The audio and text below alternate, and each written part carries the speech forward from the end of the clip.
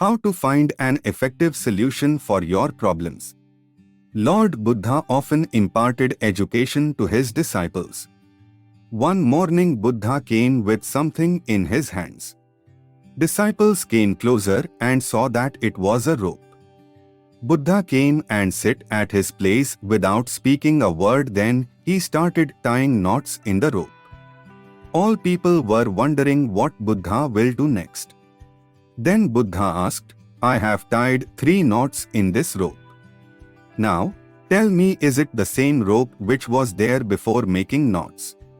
A disciple replied, this is bit difficult to answer. It depends on the way we see it.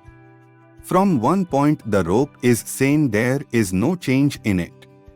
But if we see other way, now it has 3 knots which were not there before. Therefore it is not same. We can see the change appear from outside, not inside.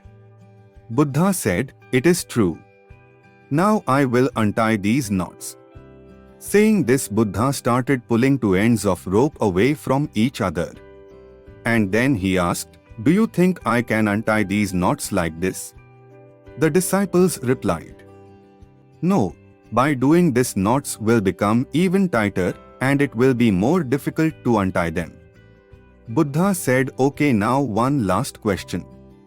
Tell me what I have to do to untie these knots. Disciples said, for this we have to look carefully at these knots and then we can untie them. Buddha said, that's what I wanted to hear. Basic question is, what is the actual cause of problem in which you are stuck? Without knowing the cause, the solution is impossible. I see that most people want to find solution without knowing the reason.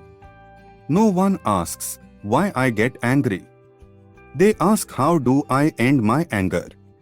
No one asks, from where does the seed to ego come from? They ask, how do I destroy my ego? Just as we can open these knots by knowing how they were tied.